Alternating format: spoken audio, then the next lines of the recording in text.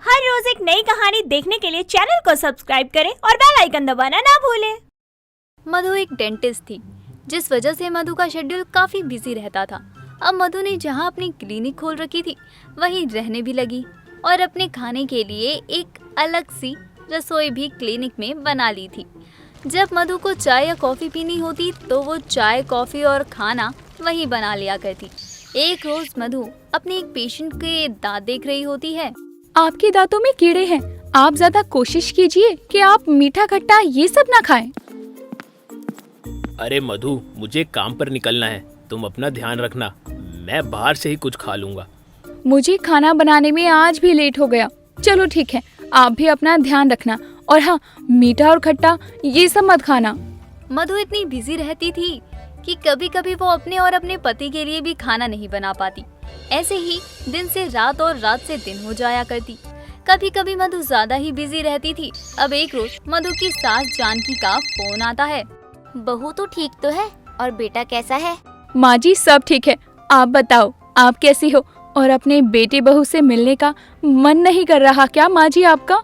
अरे बहू, मन तो बहुत करता है। अब क्या करूँ, पूरे पूरे दिन घर में कामों में उलझी रहती हूँ। अब सोच रही हूँ इस गर्मी आऊँ तो 2-4 महीने रह कर ही जाऊँ।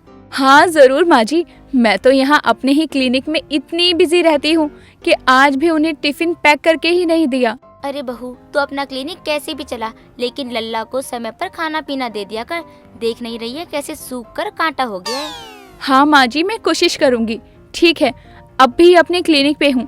इतना कहने के बाद ही मधु फोन कट कर देती है और अपने क्लिनिक पर आए पेशेंट के दांत देखने में बिजी हो जाती है। ऐसे ही समय बीत रहा था कि मधु सिर्फ और सिर्फ पैसे कमाने पर ध्यान लगाए रखती। ऐसे ही उसके मन में धीरे धीरे लालच आने लगता है। मैडम, हमरे दांत में बहुते दर्द होते है, जरा देखकर बताइए ना कि मैं कितना पैसा लगेगा। अरे तुम्हारे दांतों में तो कीड़े लगे हैं, ज्यादा ही मीठा पसंद है ना तुम्हें? अरे तो कोनो दवा देंगी हमको का, और कितने का बिल बैठेगा ये भी बता दीजिए।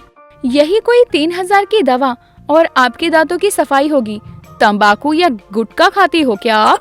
अरे मैडम, अपना टाइम पास करने के लिए खा लेते रहे अपने मरदवा के साथ, लेकिन अब आदत लग गई तो क्या करें। अब तब से हमरे दांत में बहुत दिक्कत हो गई है। चलिए ठीक है मैडम, चलते हैं हम, धन्यवाद। अरे आप दवा नहीं लेंगी और मेरी फीस ही 200 रुपए है, दवा तो लेनी ही पड़ेगी ना आपको। मैडम ये देखिए, हमारे पास बस यही 500 रुपया है और इसमें में से आप अपना 200 रुपया काट लीजिए और हमको कुछ नहीं चाहिए दवा ववा। इतना बोलकर वो औरत तो चली जाती है, लेकिन मधु को ना तो उस औरत पर दया आती है और ना ही वो उसकी फीस कम करती। अगली रोज मधु क्लिनिक की सफाई कर रही होती है, तभी वो देखती है कि उसकी सास की तरह कोई दूर से चल कर आ रहा है। अरे ये तो बिल्कुल माँ जी की तरह ही लग रही है। मुझे भी ना माँ जी की कितनी याद आ रही है। अरे बहू, क्लिनिक तो तूने बहुत अच्छी बनाई है, और लल्ला कहाँ है? हट, कहीं मैं सपना तो नहीं देख रही हूँ? माँ जी आप इतनी सुबह यहाँ कैसे, और कब आई आप गांव से शहर, और किसके साथ आई? कुछ बताया क्यों नहीं कि आप आ रही हैं? अरे अरे बस कर बहू, एक साथ इतने सारे सवाल दाग रही है, जैसे तू मेरी डेंटिस्ट बहू नहीं बल्कि वकील बहू है। तू ही बता, अब मैं किस किस के जवाब दूं तुझे? अरे माँ जी, मुझे आपकी चिंता होती है। अब आप आ गई है ना, तो मुझे खाने पीने की कोई दिक्कत नहीं होगी। हाँ, उसी के लिए मैं यहाँ आई हूँ, ताकि मैं अपने लल्ला पर ध्यान रख सकूँ। तुझे तो मेरे लल्ला से मतलब ही नहीं है, न खुद खाती है और ना ही उसे ध्यान से कुछ बना कर खिलाती है। अरे माँ जी क्या करूँ, डेंटिस्ट बनने के पीछे मेरी कम मेहनत है। ना जाने कितने समय तक मैं अपने घर वालों से दूर रही हूँ। खैर माँ जी, अब मेरे पेशेंट आने शुरू हो जाएंगे, आप खाना बनाकर आराम करो माँ जी। इतना बोलने के बाद ही जानकी तो खाना बनाने चली जाती है और मधु अपने पेशेंट को देखने लगती है। अब कल वाली वही औरत मधु की क्लिनिक में आती है। अरे अब क्या बताएं मैडम, कल चावल खा रहे थे, वही में कंकड़वा आ गया और हमारा आधा दांत टूट गया। अरे मैंने तो आपको कल ही कहा था कि आपको दवा लेने की जरूरत है। अभी मैं इसमें मसाला भर देती हूँ। अरे ओ मैडम, आप कौन सा मसाला की बात करत हो? ऊ जो घर में सब्जी में डाला जाता है, या ऊ जो हमार मरदवा घर बनावा में इस्तेमाल करत है? दोनों में से कोई नहीं, वो मेरा काम है। ये दवा होती है, बस अभी इसमें खर्चा कम आएगा। आप जल्दी ही अपने इस दांत को उखड़वा लेना। अरे आप इमा जो मसाला भरत हैं वो भर दीजिए। अब जल्दी करिए, हम जल्दी अपने मरदवा को कहकर दांत उखड़वा लेंगे। मधु भी उस औरत के दांत पर कैप लगा देती है और वो उस औरत से 1500 रुपए का बिल बनवा लेती है। अब औरत के जाने के बाद जानकी खाना बनाकर आती है। बहू क्या हो गया था? वो औरत इतना क्यों चिल्ला रही थी? अरे माँ, ये लोग गरीबी का रोना बंद ही नहीं करते। अब मैं क्या करूँ? पैसे नहीं है तो आते ही क्यों है इलाज करवाने। मैंने भी तो जो कैप लगाई है वो 1 सप्ताह नहीं चलेगी, लेकिन अब थोड़ा बहुत तो मैं खुद का भी देखूंगी ना माँ जी। बहू लेकिन तू जो भी कर रही है वो सही भी तो नहीं है ना। ऐसे पैसे फलते नहीं है बहू। माँ जी, आप भी कितने पुराने ख्यालों की होती जा रही हो। वैसे भी मैंने अपनी चीजों के वाजिब पैसे ही लिए हैं। जानकी को अपनी बहू का ये लालच अच्छा नहीं लगता। अब अगले दिन एक बूढ़ा आदमी मधु की क्लिनिक पर आता है। बिटिया, दांतों में दर्द है, जरा दवाई दे दो। अंकल, मीठा खाना तो नहीं खाते ना ज्यादा, और रेशेदार खाना भी नहीं खाना है आपको, और ठंडी चीजें भी नहीं। बेटा, यहाँ एक वक्त का खाना तो मिलता नहीं है, कभी कभी तो मिल जाता है तो खाना पड़ता है सब कुछ। ठीक है, फिर आपको बार बार आना पड़ेगा दांत का दर्द लेकर।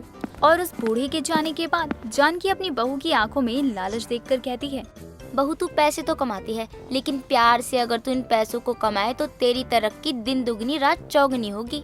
माँ जी, अब आपको कैसे समझाऊं, लाइफ में पैसा कितना जरूरी है। कल मैं आते वक्त गिर गई, एक लड़के ने देखा तो मुझे डॉक्टर के पास ले गया और दवा दिलवाने के बाद घर तक छोड़ गया और एक पैसे भी नहीं लिए उसने। माँ जी, भले लोगों की बिना कोई कमी नहीं है, कितना अच्छा था वो। वही तो देख, मुझे जब भी वो याद आ रहा है मेरे मुँह से उसके लिए कितनी दुआएं निकल रही हैं। माँ जी, मुझे माफ करना, मैं सिर्फ पैसे के लालच में लोगों की मजबूरी नहीं देख पा रही थी। लेकिन माँ जी, अब मैंने किसी के पैसे छोड़े भी तो ये भी तो सही नहीं है ना। ये तो हम अपने पेट के लिए ही कर रहे हैं। बहू तेरी रसोई तो मैंने देख ली जो तेरे हिसाब से चल रही थी, लेकिन अब तो मेरे हिसाब से चल रही है और पास में हॉस्पिटल भी है। क्यों ना मैं साग, हरी सब्जियां, चावल, रोटियां बनाया करूं और जिनकी मदद मैं कर पाऊं मदद भी करूं उनकी। जानकी के बेटे राजेश का काम भी छूटा हुआ था और जानकी लोगों की मदद और अपनी छोटी सी दुकान को चलाने के लिए सादे खाने का ढाबा खोलती है, जिससे वो गरीब लोगों को तो फ्री में खाना खिलाया ही करती और पास में हॉस्पिटल की वजह से उसकी दुकान भी अच्छी चलने लगती है। और राजेश उसी दुकान को अपनी माँ के साथ दुकान को संभाल लेता है। एक रोज वो औरत आती है जिसके दांत में कीड़े थे। मैडम, वो मसाला तो कब का निकल गवा, बस अब दांत में दर्द रह गवा है। बताइए ना, आप उखाड़ देंगी? हाँ जरूर, लेकिन तुम्हें इस बार खान पान पर ध्यान देना होगा, ठीक है ना? अरे हाँ, अब तो पास में जो सादे खाने का ढाबा खुला है, हमारे मर्द उन्हीं के यहाँ से खाना कम पैसों में ले जाते हैं। बड़ा अच्छा ही बनाते हैं अम्मा। इसीलिए कहते हैं बड़ों की बात हमेशा माननी चाहिए।